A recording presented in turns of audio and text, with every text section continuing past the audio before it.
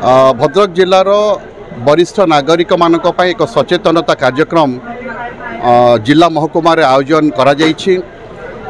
एठाकू भद्रक जिलार समस्त 7टी ब्लॉक रो समस्त वरिष्ठ नागरिक माने ठीक आसीछंती।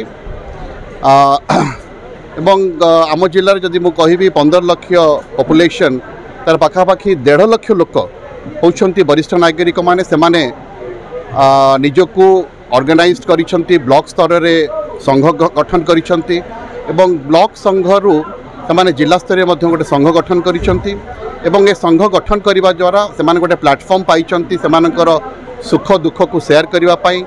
एवं आपण मो सहित एकमत हेबे माने युवती माने मध्य निजर जीवन में सफलता अर्जन करि पारिबे। धन्यवाद। अच्छा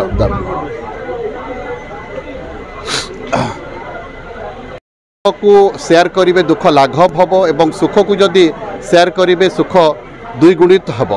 तेणु मु आशा करी जो वरिष्ठ नागरिक माने अच्छी एमाने आम समाज केवल जो जड़े अविच्छेद अंग नुहंती से माने